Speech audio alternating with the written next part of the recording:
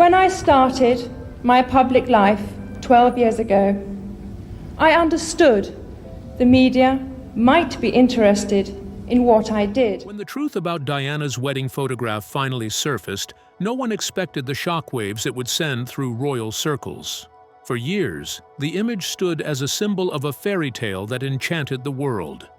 But when Camilla moved into Clarence House, something quietly changed. The photograph didn't just shift. It disappeared, sparking whispers of rivalry, rewriting, and resentment. So what could drive such a bold move against a memory so sacred? This is the untold story of what Camilla really did to Diana's wedding photo, behind the palace walls. The story begins not with headlines or public announcements, but with the hushed observations of those who worked closest to the royal family, the people who saw life behind the palace walls in its rawest, most private form. Among them, former royal chef Darren McGrady stands out, a man whose years of service allowed him to witness the inner rhythms of royal life in a way few outsiders could imagine. McGrady has spoken candidly about how Princess Diana's presence lingered long after her untimely death in 1997. Not merely in the memories of those who loved her, but in the very walls of Clarence House, where photographs and personal mementos kept her spirit alive. Of all the images that adorned the stately corridors and private rooms, one stood apart: the wedding portrait of Diana and Prince Charles. Captured in the golden light of that fabled July day in 1981, the image showed Diana in her iconic, voluminous gown, a vision of youthful optimism and fairy tale grandeur. To the world, it represented the marriage of a prince and his bride, a spectacle watched by millions. To those within Clarence House, it was intimate and profound, a reminder of love, joy, and a life that had touched the hearts of countless people. That photograph was more than a decorative piece. It was a piece of living history, a symbol that bridged public fascination with private memory. But when Camilla Parker Bowles moved into Clarence House after marrying Prince Charles in 2005, those subtle yet powerful reminders began to change. Staff members noticed it first in quiet, almost imperceptible ways. Diana's wedding portrait, once proudly displayed, was gently repositioned, nudged slightly out of the central view. Day by day, the shifts continued. Not in dramatic gestures, not with fanfare or announcements, but in a slow, deliberate reshaping of the home's visual narrative. Over time, the once iconic photograph disappeared from the spaces most frequently seen by visitors and dignitaries. What made this transition so intriguing, so quietly captivating, was its subtlety. It was not a blatant act of disrespect, nor a scandalous public statement. It was a reorganization that carried enormous symbolic weight, raising questions that rippled through palace corridors and beyond. Was this simply a natural evolution of a household adapting to its new occupants? Or was it a conscious rewriting of history, a careful balancing act to move forward while subtly reshaping how Diana's memory was publicly acknowledged? For insiders and observers alike, the answer remained layered. The removal, or more accurately, the repositioning of Diana's photograph reflected both practical realities and emotional sensitivities. In a home now shared by Charles and Camilla, the constant presence of a portrait depicting his former wife would have been both awkward and emotionally charged. Yet the way it was handled also demonstrated the royal family's enduring reverence for Diana. Her legacy was never erased. It was quietly preserved, carefully curated, and protected from public spectacle, even as the house itself moved forward into a new chapter. The quiet removal of a single photograph captures the delicate balance between memory and change, past and present, love and loss. But was this a deliberate attempt to rewrite history, or merely the inevitable path of moving forward? Now let's uncover the untold journey of Diana's iconic wedding photograph. A portrait that defined An era. Diana's wedding to Prince Charles on a bright summer day in 1981 was far more than a lavish ceremony. It was a global spectacle that captivated the hearts and imaginations of millions around the world. From the moment she appeared in her breathtaking, voluminous gown designed by David and Elizabeth Emanuel to the majestic grandeur of St. Paul's Cathedral, Diana radiated a youthful optimism and charm that would be forever immortalized in countless photographs. These images were more than just pictures. They captured a cultural moment, a fairy tale unfolding in real life, and a love story that fascinated people across continents. The world watched in awe as Diana, the shy yet radiant young woman from an aristocratic background, became a princess before their eyes. Inside the walls of Clarence House, where Charles and Diana began their married life, these photographs took on an even deeper meaning. They were far more than decorative pieces. They were symbols of a union that had not only defined Diana's life, but had also become a significant part of the monarchy's public identity. Each portrait, whether displayed in the drawing rooms, hallways, or private chambers, served as a quiet reminder of a love story that had enchanted the nation. Staff members, visiting dignitaries, and even casual visitors to the residence could not escape the presence of Diana's smiling face, a daily emblem of the fairy tale romance that had once seemed unshakable.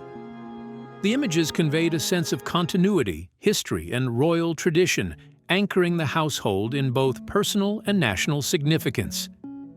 Yet, as time passed, the meaning and placement of these photographs began to shift. The sudden, tragic death of Princess Diana in 1997 left a void in the monarchy, and the images that had once represented hope and joy now carried echoes of loss, nostalgia, and heartache. When Charles remarried Camilla in 2005, a delicate new chapter began in the royal household. For Camilla, living under the constant gaze of Diana's iconic portrait would have been emotionally challenging, a daily reminder of the woman who had once held the position she now occupied. For Charles, the images represented more than just memory. They symbolized the complexities of his past, the joys and sorrows intertwined in a marriage that had changed history. Gradually, the portrait of Diana was moved, not discarded, but shifted to a quieter, more private space within the royal framework. Where exactly did it go? Sources suggest several possibilities. It may have been carefully preserved in the royal collection, ensuring its protection as a treasured historical artifact. Alternatively, it could have been placed in Charles's private study, remaining close but away from public view. Another possibility is that it was entrusted to Diana's sons, William and Harry, as part of the personal keepsakes that allowed them to maintain a tangible connection to their mother. In every scenario, one thing is clear. Diana's photograph was never lost, never destroyed, and certainly never erased from royal memory. Its public prominence may have diminished, but its preservation ensured that her legacy remained intact.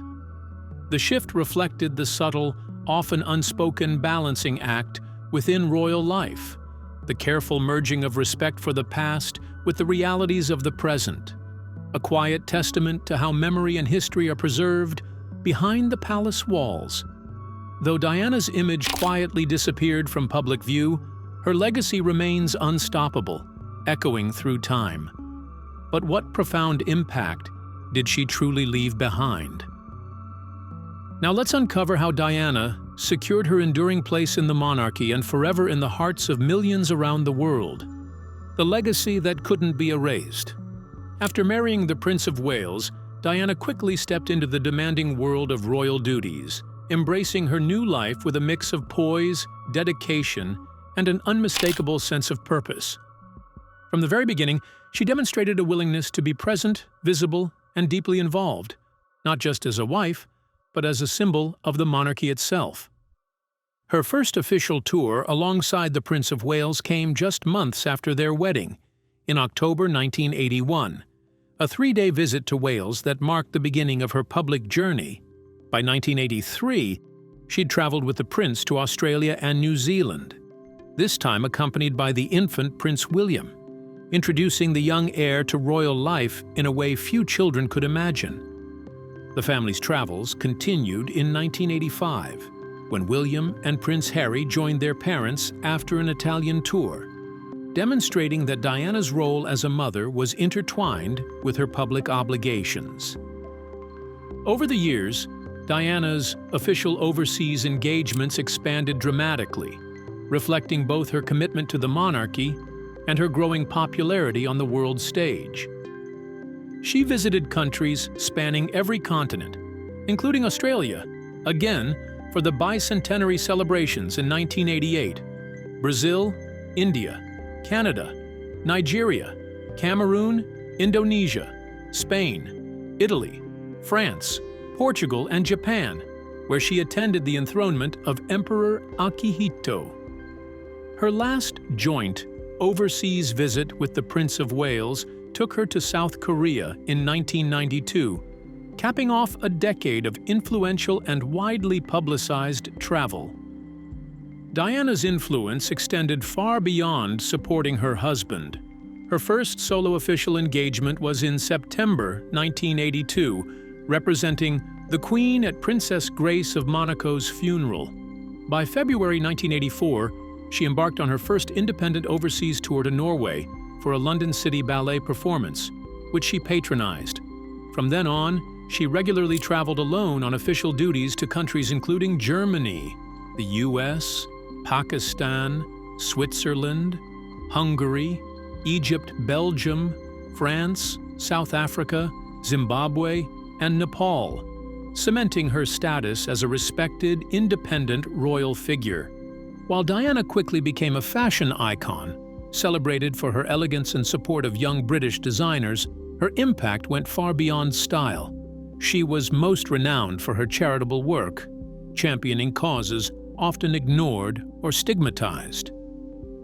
During her marriage, she served as president or patron of over 100 charities, tirelessly advocating for the homeless, children, disabled individuals, To make people dangerous to know, so you can shake their hands and those living with HIV/AIDS. By engaging directly with these communities, she redefined what it meant to be a modern princess. By December 1993, after more than a decade of intense public scrutiny and demanding duties, Diana made the difficult decision to reduce the extent of her public life. She sought to strike a balance between maintaining a meaningful role within the monarchy while carving out space for privacy and personal life. Her statement reflected both wisdom and courage. She was determined to continue contributing to causes she cared deeply about, while also protecting her own emotional and familial well-being. Throughout her years of service, Diana's combination of compassion, style, and dedication created a legacy that extended far beyond any single country or event. She became a figure the world watched, admired, and empathized with. Someone whose presence and influence would leave a permanent mark on the royal family, shaping not only public perception of the monarchy, but also the lives of her children and the countless people her charitable efforts touched. Diana's legacy, her courage, compassion, and enduring impact continue to shape the monarchy, her children, and the world. But could anyone truly erase it? Now let's uncover how Clarence House subtly reshaped Diana's legacy, preserving her memory while embracing a new chapter. The silent power of a portrait. In the world of royalty, a photograph is never merely a piece of decoration. Each image hung within the stately walls of a palace carries layers of meaning, echoes of history, expressions of loyalty, and subtle assertions of power. These images are carefully chosen, placed, and preserved, serving as silent storytellers of the monarchy's lineage, values, and identity. That is why the presence, or absence, of Princess Diana's wedding photograph holds such weight. Its removal from Clarence House was not just a matter of interior design, it was a deeply symbolic act, signaling shifts in both personal relationships and the broader narrative of the royal family. Throughout history, royal residences have never remained static. They evolve alongside the lives of the people who inhabit them, reflecting changing circumstances, new reigns, and significant life events. When Queen Victoria lost Prince Albert, she transformed her private spaces to honor her mourning and personal journey, blending grief with the dignity expected of a monarch. Similarly, Queen Elizabeth II continually adapted Buckingham Palace to reflect her reign, balancing tradition with the demands of a modern monarchy. These transformations illustrate an unspoken rule. Royal homes are living histories, adapting to the present while maintaining ties to the past. When Camilla Parker Bowles officially moved into Clarence House alongside Prince Charles, the residents too had to adapt. This change did not come with dramatic gestures or public announcements. Camilla, insiders confirm, did not march in to obliterate Diana's memory or erase her history. Instead, she allowed the natural course of life to gently reshape the home. Over time, Clarence House began to tell a new story. Portraits of Charles and Camilla together began appearing in prominent areas, alongside images of Queen Elizabeth and other key moments in the royal family's ongoing narrative. Candid family photographs captured everyday life, offering glimpses into the personal world of the couple. Diana's iconic wedding photograph, once a centerpiece in the residence, was moved out of the spotlight. It was not destroyed, discarded, or forgotten. Rather, it was carefully curated into a quieter, more private area. Perhaps tucked away in storage, kept in Charles's personal quarters, or preserved within the royal collection. In doing so, the monarchy demonstrated one of its most remarkable strengths: the ability to honor and preserve history while allowing the present to emerge. The photograph's absence from public spaces did not diminish Diana's importance. It simply reflected the evolution of a household entering a new chapter. This deliberate, subtle shift exemplifies the monarchy's nuanced approach to memory and legacy. The royal family does not erase the past, it reframes it, balancing respect for previous generations with the realities of the present. Every decision about which image hangs where, which artifact is displayed, and which story is highlighted is infused with intention, designed to convey continuity, respect, and the careful management of history. By moving Diana's wedding photograph from public view, Clarence House quietly acknowledged her enduring significance while creating a home that reflected Charles and Camilla's shared life. In the royal world, therefore, absence can be just as meaningful as presence. Through careful curation and subtle realignment, the monarchy has shown that history is not erased. It is artfully remembered, quietly honored, and thoughtfully woven into the ongoing story of those who inhabit its walls. Though Diana's image may no longer command the center of the room, her legacy remains as powerful as ever. How will her sons and the public at large respond to this quiet disappearance? Now, let's uncover the reactions to Diana's fading presence and the ripple it creates across the palace and beyond. Guardians of Diana's legacy. While Clarence House came to reflect the present life of King Charles and Camilla, a quieter but equally powerful narrative unfolded elsewhere. Within the walls of Kensington Palace and the private homes of Princes William and Harry. In these spaces, the echoes of the past remained vivid, a testament to the memory of their mother, Princess Diana. Both princes, deeply devoted to preserving her legacy, surrounded themselves with reminders of her life and love. Cherished photographs, intimate letters, and treasured pieces of jewelry that once belonged to her. These objects were not mere possessions. They were lifelines to a mother whose presence had shaped their childhoods, values, and identities. Diana's spirit lingered, alive not only in these tangible keepsakes, but in the ways her sons carried forward her compassion, courage, and sense of duty through speeches, public engagements, and charitable initiatives that mirrored her own tireless advocacy. Yet while the princes nurtured their mother's memory in private, the wider world was never far from the story. The public eye, ever vigilant and relentless, turned its gaze toward Clarence House. Every photograph, released by the royal household, became a source of intense scrutiny. Journalists and royal enthusiasts pored over the images, searching for traces of Diana, her absence glaring in rooms once adorned by her presence. Documentaries and media reports highlighted the stark, bare walls where her portraits had once hung, sparking heated speculation. Some suggested the palace was actively attempting to erase her memory, while others recognized the delicate reality. No new wife could reasonably be expected to live under the constant shadow of a predecessor whose life had captivated the world. The tension between remembrance and renewal played out publicly, a mirror of the quieter, more intimate struggles within the family itself. In the midst of this, Harry's candid reflections in his memoir Spare revealed the depth of his personal struggle.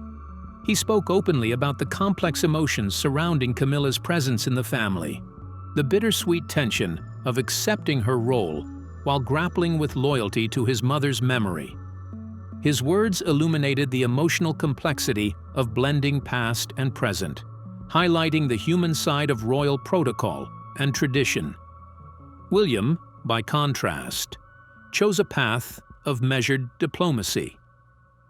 While equally committed to safeguarding Diana's legacy, he navigated the family dynamics with a careful balance of respect for Camilla and unwavering dedication to his mother's memory.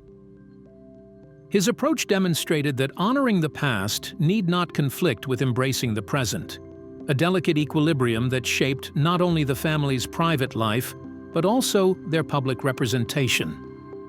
The public, witnessing these dynamics, found itself split in perception. Supporters of Diana often felt a pang of discomfort, viewing the absence of her image as a symbolic loss. Others, however, understood the practicalities of modern royal life, recognizing that the evolution of Clarence House reflected not erasure, but the natural progression of a household moving forward. This delicate dance of remembrance and adaptation echoed the broader question faced by the princes themselves.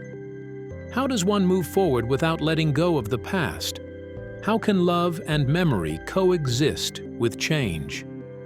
Ultimately, the story of Diana's presence and absence within royal homes is not one of disappearance, but of careful preservation, adaptation, and emotional negotiation. The balance struck by William and Harry between reverence for their mother and acceptance of new family dynamics reminds us that memory and legacy are never static. They live, evolve, and continue to shape the hearts and actions of those who remain. Diana's legacy endures, untouchable, alive, shaping hearts, history, and the royal family forever. But what really happened to her wedding photograph? Could a single image reveal the monarchy's delicate balancing act between honoring the past and embracing the present? Let's delve into the details. Diana's presence in a changing monarchy. The disappearance of Princess Diana's iconic wedding photograph from Clarence House was never about erasing her memory or diminishing her significance. Rather, it represented a natural and inevitable transition within the royal household. Clarence House was not meant to remain a museum of a past marriage. It needed to evolve into a living, breathing home for King Charles and Camilla, the Duchess of Cornwall. The careful repositioning of Diana's photograph reflected the delicate balance the monarchy must strike between honoring the past and embracing the present. While some might have feared the act symbolized disrespect, it was, in truth, a subtle acknowledgement that life moves forward, and royal homes must reflect the lives of those who inhabit them. Diana's legacy, however, has not faded. Far from it. Kensington Palace stands as a vibrant testament to her enduring influence, preserving both her memory and her contributions to the monarchy. Within its halls, exhibitions display her iconic gowns, personal belongings, and photographs, giving visitors a glimpse into the life of a princess who captured hearts worldwide. The Diana Memorial Garden continues to attract admirers from across the globe, offering a serene space for reflection and tribute to a woman whose compassion, style, and humanitarian work remain unparalleled. Through these physical reminders and the work of her charitable foundations, Diana's spirit continues to resonate, leaving an indelible mark on both public imagination and royal tradition. Perhaps the most profound reflection of Diana's legacy, however, lies in her sons, Prince William, now the Prince of Wales, and Prince Harry. Both carry forward the lessons, values, and compassion instilled by their mother. Her influence is visible in the causes they champion, the charitable work they dedicate themselves to, and how they conduct themselves as modern royals. Through them, Diana's ethos, her empathy, courage, and commitment to service, remains a guiding force, ensuring that her presence continues to shape the monarchy, even decades after her passing. The evolution of royal photography also speaks volumes about Diana's continuing impact. Once, formal and rigid portraits dominated palace walls, emphasizing the institution rather than the individuals within it. Today, the royal family favors a more personal and approachable style, capturing candid moments, family interactions, and natural expressions.